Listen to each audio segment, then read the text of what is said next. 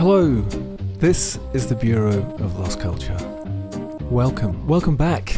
If you've been here before, welcome for the first time. If you haven't. The Bureau is dedicated to unearthing, excavating lost, half-remembered, half-forgotten, countercultural stories and oral testimonies. And in this episode, we're going to head east from London to that centre of counterculture, Berlin. And back in time to a particular strange lost culture that happened between the wars. But more of that in a moment. I'm Stephen Coates and I'd like to invite you to come and join us. Sign up for our newsletter at bureauoflostculture.com. You'll hear all about each episode as it's coming up and all sorts of other countercultural malarkey. You can also help support our wild endeavours if you choose to. And on that subject, I'd like to say thanks to Jan, Tom, Chris and Pete, who have supported our wild endeavours most recently. Thank you, we appreciate that. If you'd like to come and join us in person, we have a festival starting very shortly in October, London Month of the Dead, 56 events over the month. Taking place in all sorts of strange places, cemeteries, crypts, charnel houses, chapels, and online. LondonMonthOfTheDead.com. Right, let's get down to it. In recent years, as property developers and property prices have forced the artistic and the edgy out of London to a large extent, many of those have fled east to Berlin.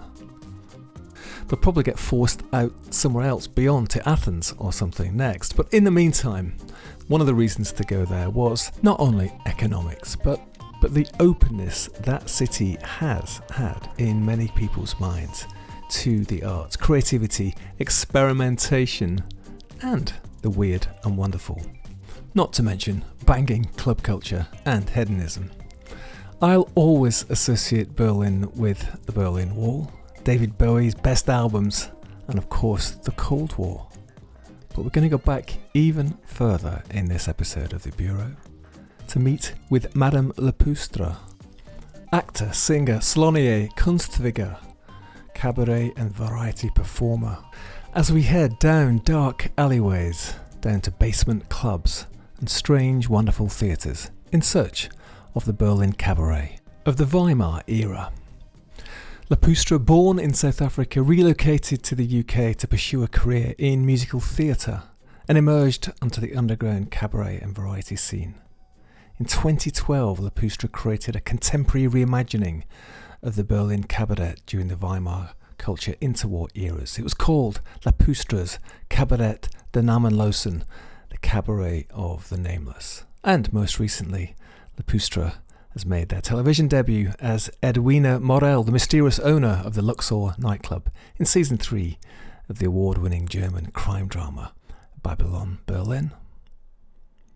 Welcome, Madame Le Pustra. Hello, thank you for having me. It's a great pleasure. Listen, I was talking a little bit about you there in the intro, but far better, I think, to hear it from Madame Le Pustra's mouth. Who is Madame Le Pustra?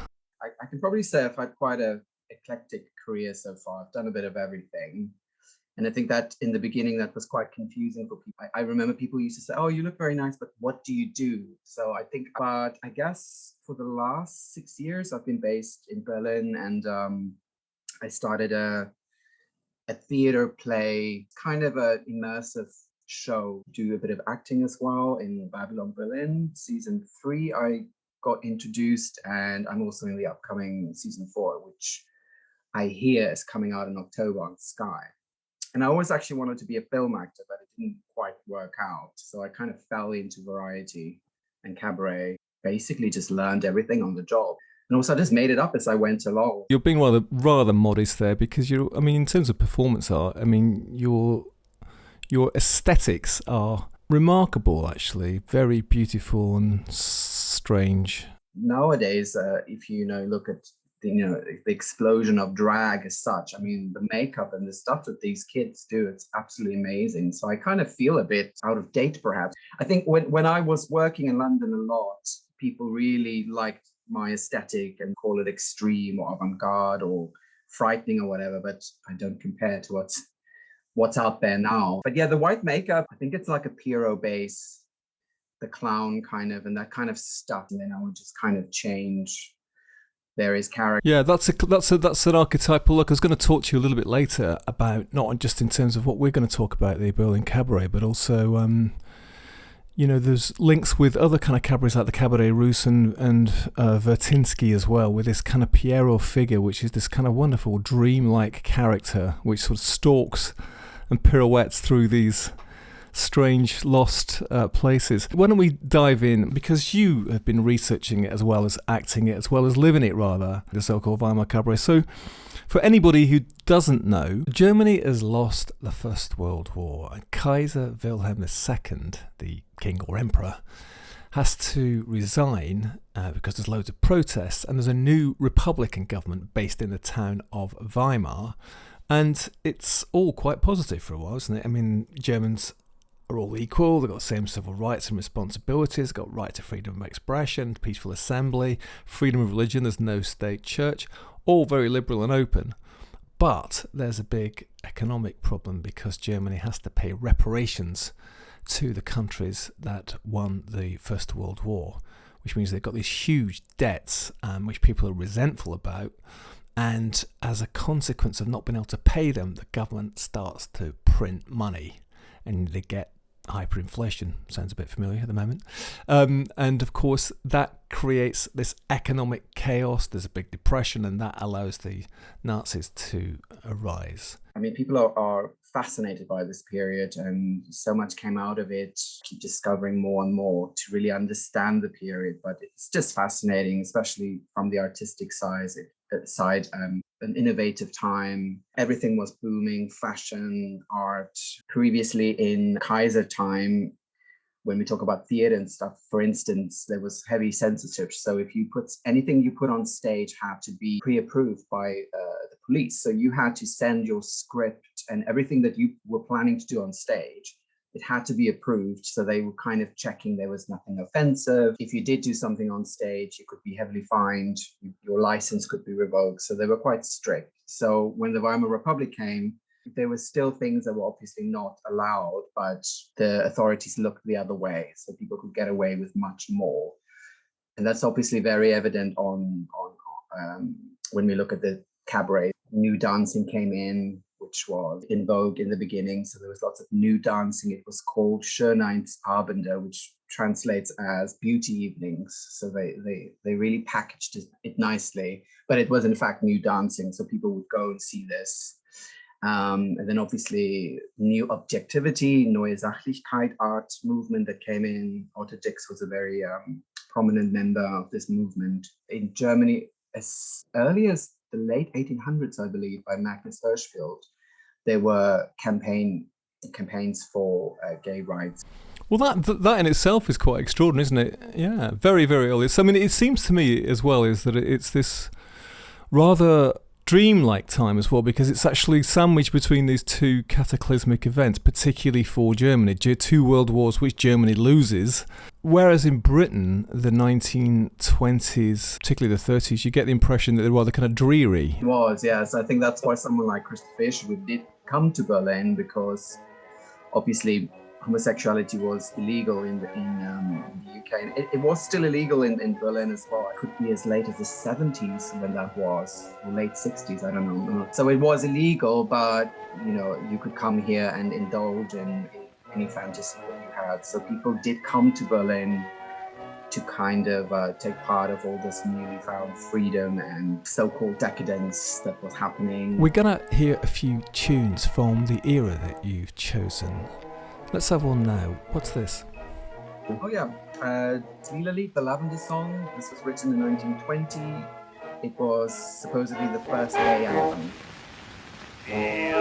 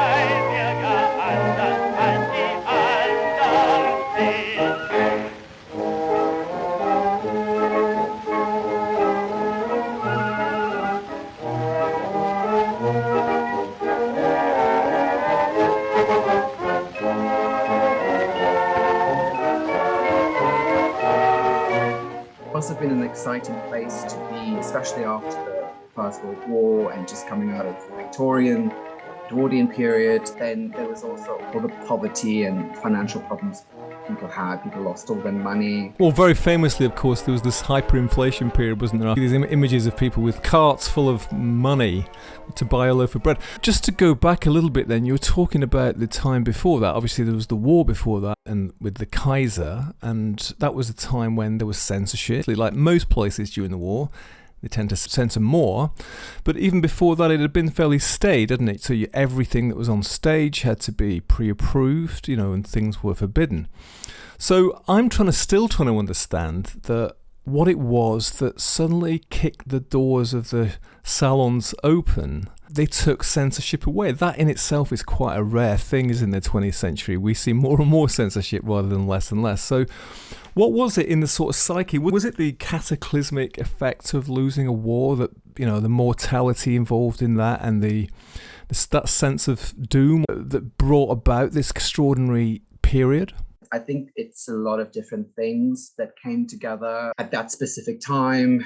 Fate came in as well. I mean, the first cabaret apparently in 1901, but it was nothing like the cabarets that we know now. It wasn't as risque, or during the First World War, a lot of shows became very nationalistic, and they wanted positive things to make people feel good, and nothing that would make the Germans look bad. And also variety shows were the most popular form of entertainment. There was this huge culture here in the UK of music hall. It was the main popular entertainment, right? We're in an era before film. We're in an era before even radio, and even recorded music is in its infancy, and so this was the popular entertainment, wasn't it? It was. I mean, vaudeville sort of started in the States or the mid-1800s and all. Variety shows was very popular here during that time, and actually when cabaret started springing up everywhere, theater directors, they were very angry about it, because a lot of these cabarets didn't have any licenses. Apparently in Germany that time you had to close at 11 o'clock at night. You couldn't go past that. And a lot of cabarets went on after that and sort of stole away a lot of the audience. And also tastes changed, with all developments in the early 1900s. So there was a lot of change happening, and people just, I think, got bored. And cabaret was the new kid on the block. It was fashionable, and then I think it really took off in the mid-20s, the golden 20s. The golden 20s, yeah, which is a bit like the roaring 20s in the States, right? Yeah.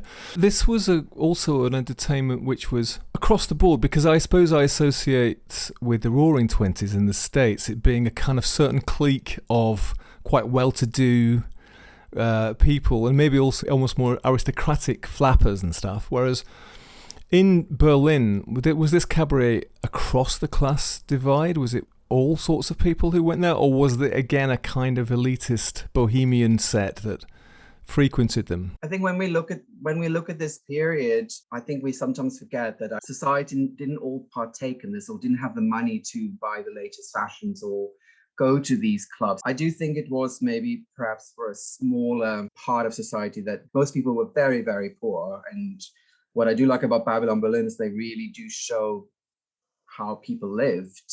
I mean, Berlin was horribly overcrowded. Everyone was moving here, because Berlin, Mark Twain that said Berlin was the new Chicago, because at that time, Chicago was the most exciting and modern city. Things were just developing left and right. People were moving from the countryside to Berlin. They had a lot of immigrants. So the city just struggled with accommodation. So people they were crammed in buildings. So I don't think everyone was able to take part of this booming 20s as we see it now. And when dancing came in, the dance craze, and all these clubs opened. And I think it was, again, just a kind of result of this horrible period of the First World War. People were just kind of tired, and they just wanted to have fun, wanted to go out late at night and stay out, especially for women. The term Neue Frau, the new woman who felt emancipated and could go out and, have new fashions to choose from, and cut their hair and smoke and be completely independent from men. So there's so many little things that I think just came together to create this energy, this wonderful time, even though they did have a lot of problems, financial and the political situation was obviously still very unstable. So I think that the golden 20s refers more to the period from 1924 to 29, just before the Depression hit. So it's actually not that many years that were really kind of what we think about as decadent period as such. Let's have another tune. This song is called Ach, ihr hasst. It is performed by Blandine Edinger. She was the wife of Friedrich Hollander. And the song basically means he hates it when I love him, he hates it when I hate him. Ach, hasst, dass ich ihn liebe, weil hasst, dass ich ihn liebe. Darum kann ich ihn nicht lieben, weil das so hasst. Ach, liebt, dass ich ihn hasse, weil liebt, dass ich ihn hasse. Darum muss ich ihn jetzt hassen, weil das so liebt. Weil das so liebt, tata, tarata, weil das so liebt, tata, tarata. Tu mich das und das, tu mich das und das, tu mich das und das, tu, tu mich das und das für ihn. La ta ta ta, la ta ta ta, la ta ta ta ta, la ta ta ta, la ta ta ta ta, ta ta ta ta, ta ta ta. The thing that the cabaret had in common with the variety shows was, or music hall too, was that it was a series of short acts, wasn't it? So in the music hall and the variety stages of the UK, I mean, you'd have performers who had developed an act, and it often quite silly things, or they could do some whistling act, and they would tour the country and be part of a program of events at one particular evening, when they might perform for 2.5 minutes or 5 minutes and then another performer on, right? So it shared that, and it sort of evolved out of that, but it was much more rich, wasn't it, in terms of... To define a cabaret, it's normally in a tavern or a pub, and you will have a MC on stage, or as they're known in German cabaret culture, a conferencier. It's actually a French word. And then you will have people normally sitting at tables. There will be food and drink served, and the role of the MC would be to obviously introduce the acts and to comment on the day, comment on politics, and then there'll be normally about 8 to 10 acts. It could range anything from a few minutes to 3 or 4 minutes. It would have been monologues, singing, skits. Variety shows had more acrobatics. Anything that would be entertaining could be classified as a vaudeville act, and a lot of these performers had one act their whole lives. They would perform it over and over. So it's quite extraordinary, isn't it? I mean, people would actually perfect something like being able to whistle with their bottom or something, right? And then they would basically tour the entire life performing this thing.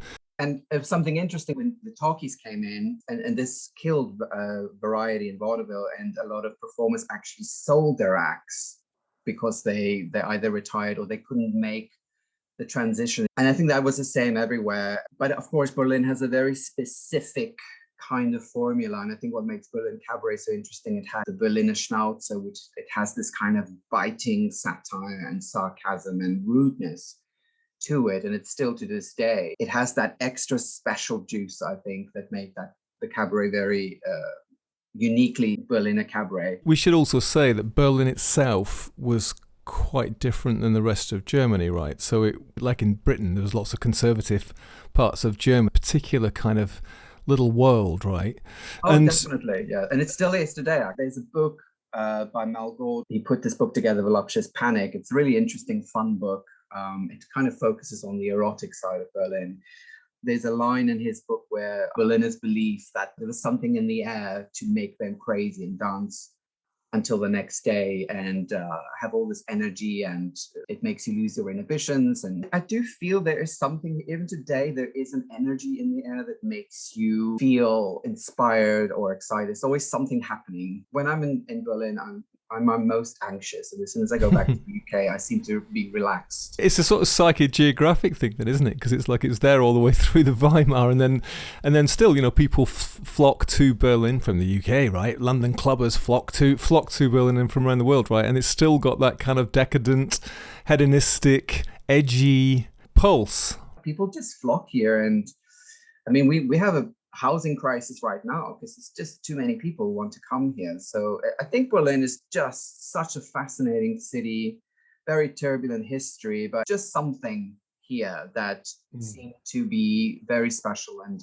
I haven't encountered anywhere else. But I just wanted to come back to the difference between cabaret and cabaret, which there is a distinction. So cabaret is kind of what we think about when we maybe think about Parisian cabaret, where it started, but Kabarett, which is spelled with a K and a double T at the end, that was kind of a more political, satirical form of cabaret, which is, again, very distinctively Berlin. And it wasn't frivolous kind of light entertainment as such. It was it could be quite political and with satire, and that's kind of where you probably would encounter this Berliner Schnauze, this wit, biting, you know, commentary. When I started in London, cabaret was part of burlesque, so they kind of put everything together in a vaudeville. So you would have a burlesque show, but they would take on the vaudeville format, which means it's one act after the other, and it could be anything. So it became an umbrella term, and now obviously I think we're going again through some sort of rebirth. But I think cabaret is quite a tenacious genre, and it will always come back and reinvent it. I never wanted to be a cabaret performer. I just fell into it. If I took a different route, I wouldn't have become the performer, or maybe I wouldn't have ended up being in Berlin and exploring the German cabaret of that period. You have explored it from the inside, as it were, not just as a sort of subject for academic, historic research. You've actually got inside it, so you're seeing it from the point of view of the performer. I used to do a lot of 1920s themed shows, and I remember doing them, and they were always so watered down. You couldn't do this on stage, you couldn't do that. So I think when I moved here, I said, right, I would like to explore a show that could be as authentic to the time, to the spirit of the time, with absolute freedom, no restrictions. And I wanted to do it as real as I possibly could, because there's no footage that remained from inside a cabaret. I mean, there's a few photos here and there, but there isn't any recordings. Unfortunately, maybe they were destroyed, or maybe they just didn't film inside. You have to use your imagination. And when I moved here, I wanted to really bring something back, as much authentic material in it that I could find, and really move past the kind of Marlene Dietrich and Liza Minnelli references, because that's kind of where it stops for most people. And they seem to kind of base their whole concept or idea of what it is on this film, or a bit of Marlene Dietrich, but there's obviously much more. For a lot of people, if they've seen the film Cabaret, the Bob Fosse film, you know, which I love, by the way. I mean, I love that film, but it's a terrific film. But that is, for most of us, the extent of what we know and what we imagine about it. And some of the characters that you talked about, which I was certainly completely unaware of, are fascinating, because they were doing things which were, particularly at the time, seemed very adventurous and avant-garde, like Anita Berber. This is a sidebar. Anita Berber was a German dancer, actress and writer, and, very famously, the subject of an Otto Dix painting. Born in Leipzig to divorced bohemian parents, a cabaret artist and a violinist. By the time she was 16, she had moved to Berlin and made her debut as a cabaret dancer. By 1918, she was working in film and began dancing nude in 1919. She was scandalous, androgynous, and infamous, quickly making a name for herself on the Berlin scene. She wore heavy makeup, which on the black and white photos and films of the time came across as jet black lipstick painted across the heart-shaped part of her skinny lips and charcoal eyes. Her hair was cut fashionably in a short bob, frequently bright red. Berber's cocaine addiction and bisexuality were matters of public debate. She was allegedly the sexual slave of a woman and the woman's 15-year-old daughter. She could often be seen in Berlin's hotel lobbies, nightclubs and casinos, naked, apart from an elegant sable wrap, with a pet monkey and a silver brooch packed with cocaine. Besides being a cocaine addict, she was an alcoholic, but at the age of 29, gave up both suddenly and completely.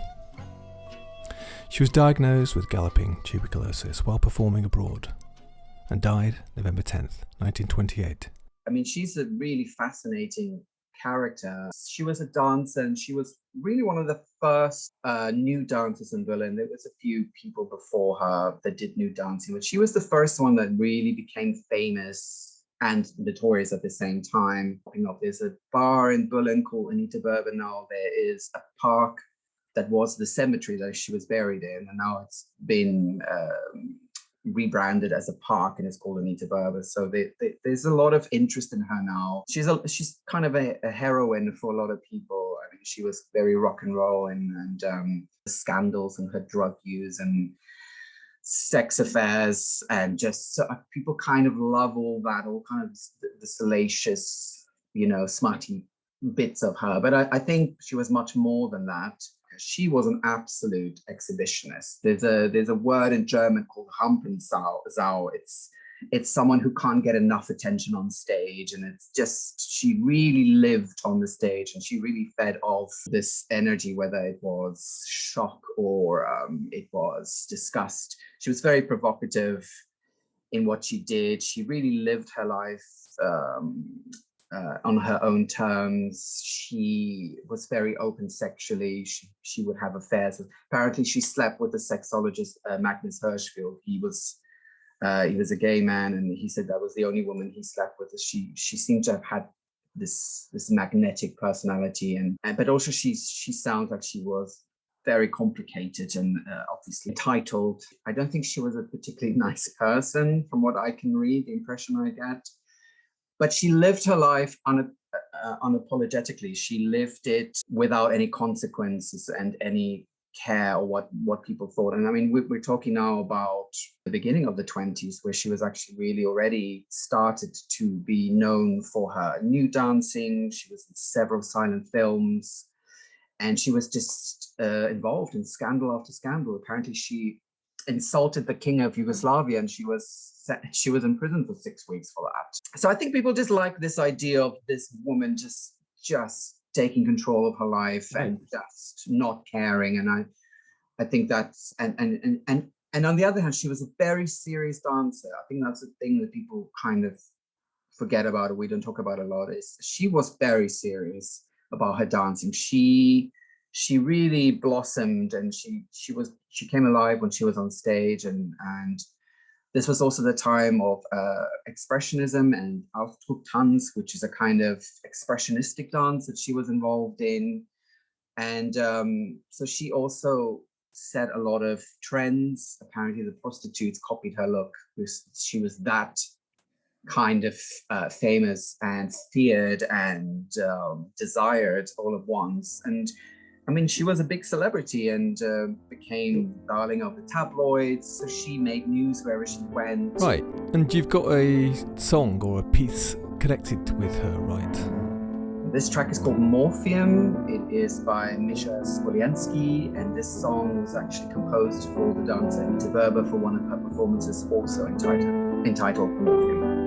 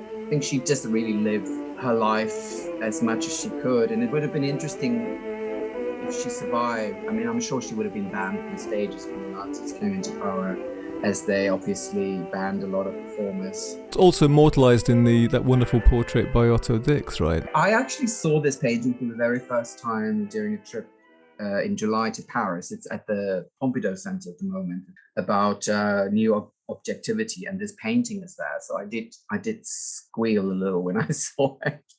But if you look at the painting, and I think this was painted in 1925, 1926, around that time. And she was still in her mid-20s, but she looks like a 50-year-old woman. She looks worn out, actually, doesn't she? She looks worn out. And if I really went in, like, really close up to the painting, and Otto Dix painted her eyes are all green. I don't know if that's supposed to be a reference to the morphine and opium that she allegedly took copious amounts of. And I mean, the thing is with Anita, there's so many different stories and a lot of things are exaggerated. So I think, who knows what is true, what isn't. But this painting is obviously very famous, very beautiful. And also it's interesting to know that the dress that she wore when she posed for Otto Dix, that dress was actually black, but he decided to paint it red. She was also very known for her makeup, this white face and the red lips and the kind of smudgy eyes. So yeah, it's just mesmerizing looking at this very striking painting. It's really gorgeous. Yeah, well, let's hear about another person that you introduced me to. Here is a sidebar about Valeska Goethe. Valeska Goethe was born in 1892 to a Jewish family in Berlin. Exhibiting no interest in academics, she began taking dance lessons at the age of 9. This, combined with a love of ornate fashion, led to a career in dance and performance art. World War I had a negative effect on her father's finances, forcing her to rely on herself far more than other bourgeois daughters typically might. As World War I raged, she joined a Berliner dance group and created a revolutionary satirical dance. In the 1920s, she premiered one of her more provocative works titled Pause, performed in between reels at Berlin cinemas. It was intended to draw attention to inactivity, silence, serenity and stillness amid all the movement and chaos of modern life. She just came on stage and stood there. Her other progressive performances included dancing a traffic accident, boxing or dying. She was revolutionary and radical and never ceased to simultaneously shock and fascinate her audiences. When she danced an orgasm in Berlin in 1922, the audience called the police. She also launched a tour of her own dances with titles like Dance in Orange, Boxing, Circus, Japanese Grotesque, Death and Whore. Her arms flailed, her eyes rolled, she thrust her hips, she bent and twisted and exaggerated her body shapes into grotesque forms. She said, "I danced all of the people the upright citizen despised, whores, pimps, depraved souls, the ones who slipped through the cracks." She's actually kind of the opposite of Anita, and she was very short. She wasn't particularly attractive, I think you would say, and she kind of really used that in her dance, and she became known as a grotesque dancer. So she would just be pulling faces and contort her body and do all sorts of strange things with her body and face. And she was also banned from the stage when the Nazis came in, and she managed to carve out a career afterwards. I think she had a bar in New York. I don't know if it was in the 40s or 50s, around that time, and that apparently a young Tennessee Williams, he was a waiter at her bar, which I think is really interesting. And Tennessee Williams is another one of my favorite playwrights. So she's famous for this, having an orgasm on stage, which was pushing it at that time, wasn't it? Great controversy. Yeah. Again, she was someone that a lot of what I read about Valeska now is people now say, well, she was the first performance artist or whatever. And so these people all get different labels. So you've got to kind of, I think, again, decide for yourself. But she definitely was very, in terms of movement, and she was very successful and very out there. And she's a fascinating person.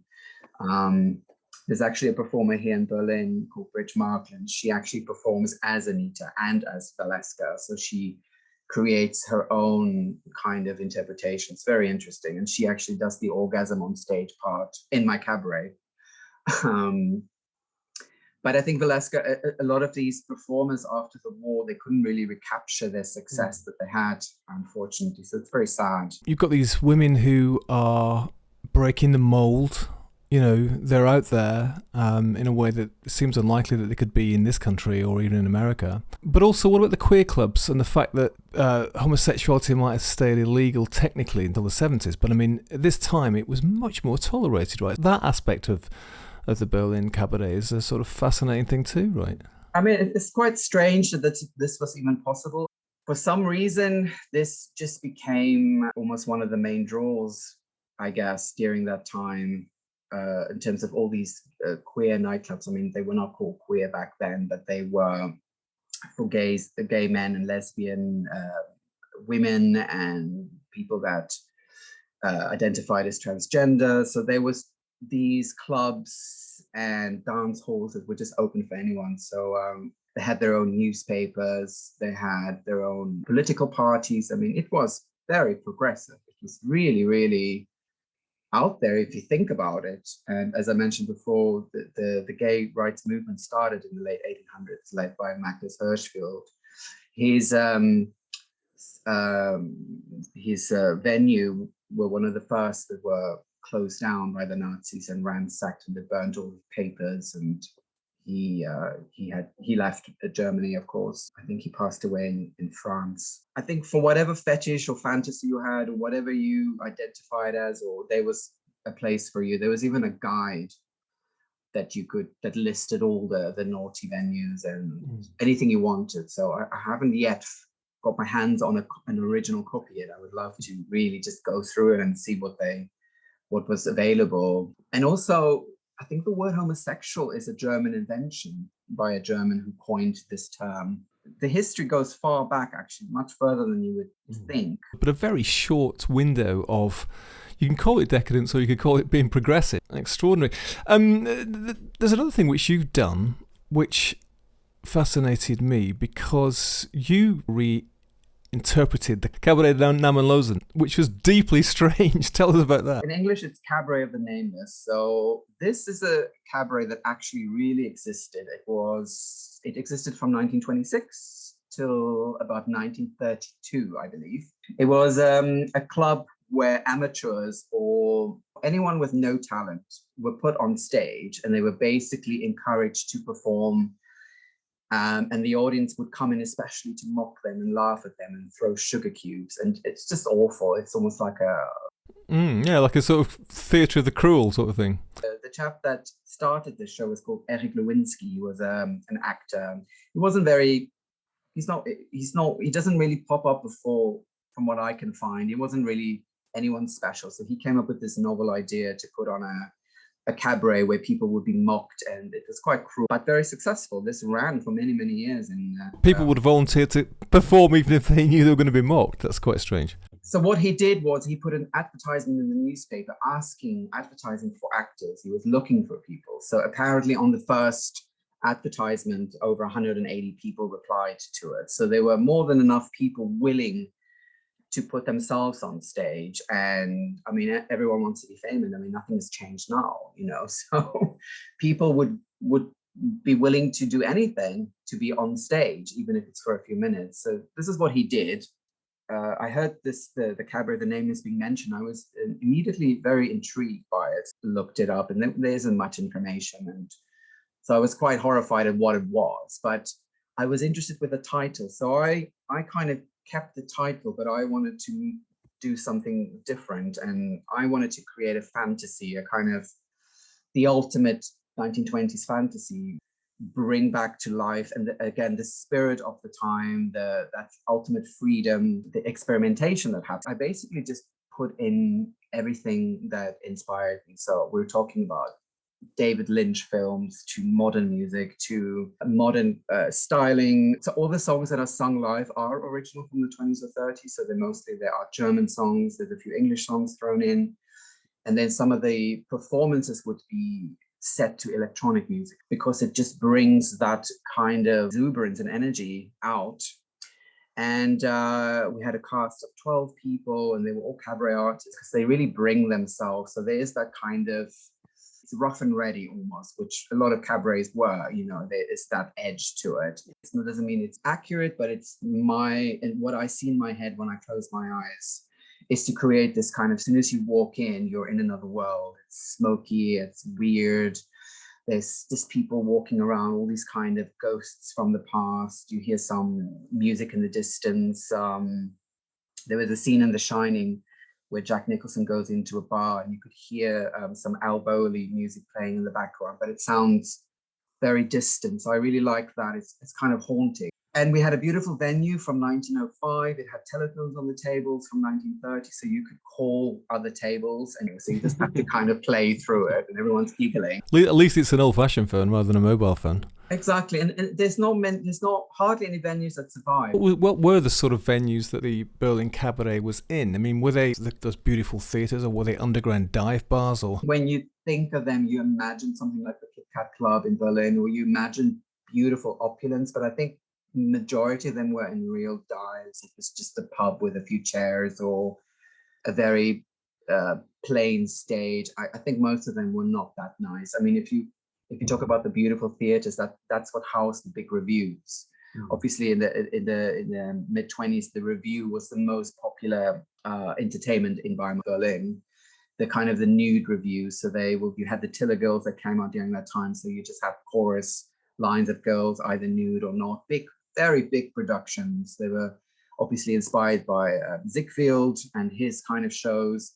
So you would have your operas, your ballets, your theaters, your series plays, and then you would have the revues, and then they would kind of trickle down. So you would have your political cabarets, your literary cabarets, and you would have the nude ones, and they would just get sleazier, I guess. So then you would have the kind of real dives that was in the back of a restaurant or back in I think you had from the top end to the low end, but I think most of the gay cabarets or whatever, I think again there isn't much left.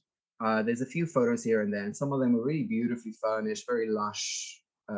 They had different themes. Some of them were pretty and some were not. We're running sort of short of time here, and I wanted to run to the end of this period really, because it's in the film Cabaret, isn't it? We talked about it, a little bit before. The Nazis, National Socialist Party, starts to come to power. This brings the end of the Weimar Republic, but also a rather brutal end to this wonderful, strange, progressive period. The Nazis themselves didn't approve, did they? So what happened? 1932 already, they targeted gay clubs first, and there was a list that had to be closed immediately. So during the period from 1933 up until the outbreak of the Second World War, shows closed down one after the other. A lot of cabaret MCs or performers left the country. They were run mostly by Jewish performers and directors as such. So there was a few cabarets that survived up until the outbreak of the Second World War.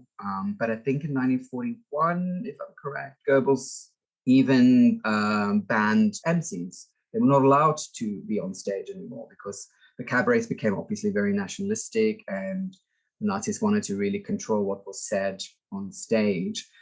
But at the same time, they did keep a lot of nude reviews. So there's this kind of... That was probably quite a straight heterosexual men looking at nude women sort of thing. Yeah, they kept some of them, but I think the kind of really progressive cabarets, the stuff, Friedrich Hollander and Kurt Weill, all these people, what they did was immediately illegal. So I think the gay clubs, most of them got closed first. They targeted certain performers, or certain MCs were very outspoken or Jewish or both.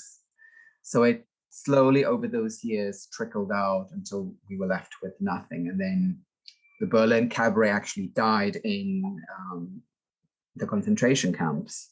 Someone really important, Billy Rosen, who he's basically forgotten. He was, again, very famous composer, and he put on cabarets in concentration camps right until he was murdered. So I think that's kind of where it ends then. It was truly extinguished, Berliner Cabaret as it was known then. When I think about it, I just can't wrap my mind around what these people went through and what the reality and the fear they must have experienced. Absolutely. Well, we're going to hear another tune. What's this?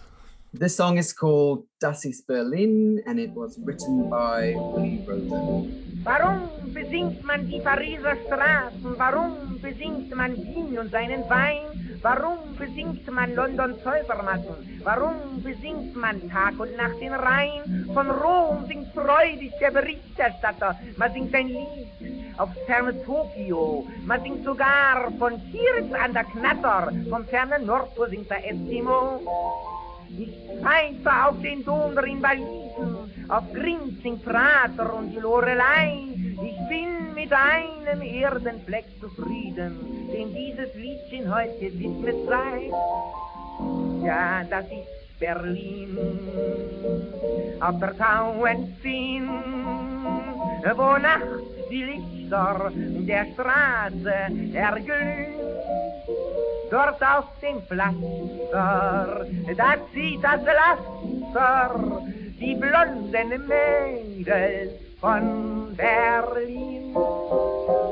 Ja, das ist Berlin, auf der Tauenziehen, wo nachts die Lichter der Straße erglühen, wo süß die Liebchen und tief die Grübchen.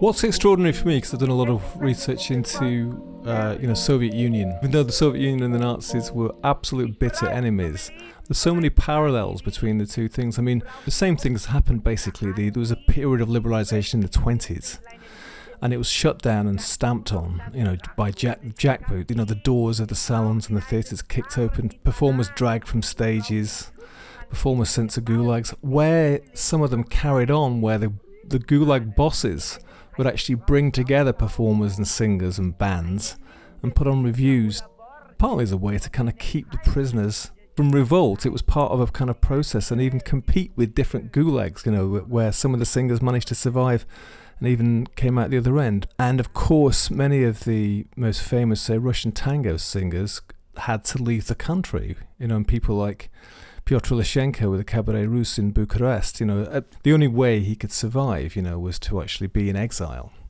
And even then, he ended up himself dying in a Romanian prison camp. And there is something sort of terrible, isn't there, about that people who are just performers, people who are artists, people who are musicians and singers and dancers, becoming the enemies of the state in that way. Talk about Willy Rosen, where he even keeps going when he's in the transit camp, right? Till the end, almost. First holding camp, I think it's called Westerbork, where he put on reviews, and it helped obviously for morale to keep people kind of maybe give them hope or just give them something to hold on to. But I think he probably thought it would save him somehow, but in the end it didn't. So it's very tragic. Again, he was very, very prolific and created so many works. Most of them are forgotten. So he's just one of these forgotten performers and artists. I mean, I'm sure there's so many that we just don't know about. So and the more I spend time, looking at this period or reading, the more you discover. So this really is a lot. If I at least can help preserve this period or keep it alive in any way I can, I think that's really important.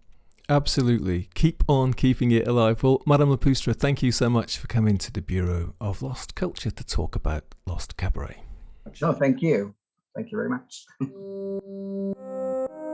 Thanks very much to Madame Le Pustra. I will put links in the show notes to their amazing work. Check it out. Beautiful, beautiful work.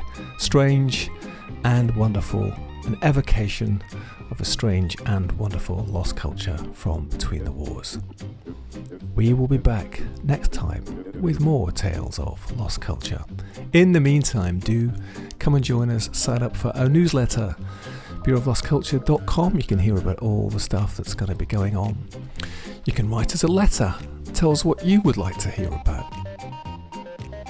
I thought we would end with a song from Madame Le Pustra, from the Cabaret of the Nameless. It's originally from a film called Salon Kitty, made in the 70s about Salon Kitty, which was a cabaret in the Second World War, where the Nazis replaced the prostitutes with spies. It's called The Morning After.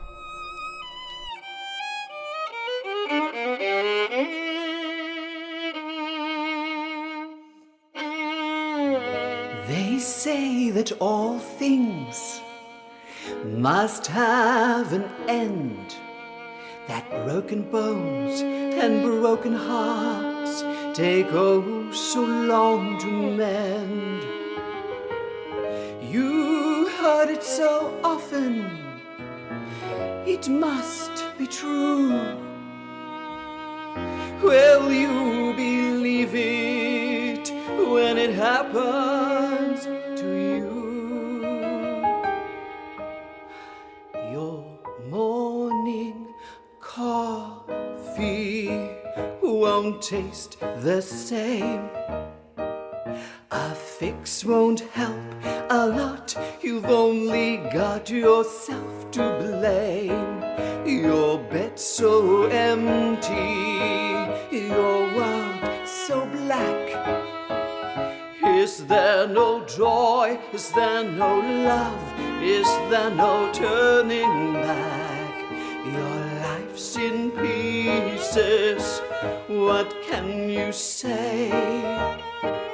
As you light yet another cigarette, dance far away. With sleepless eyes you realize it's not the same world anymore. On the morning after the night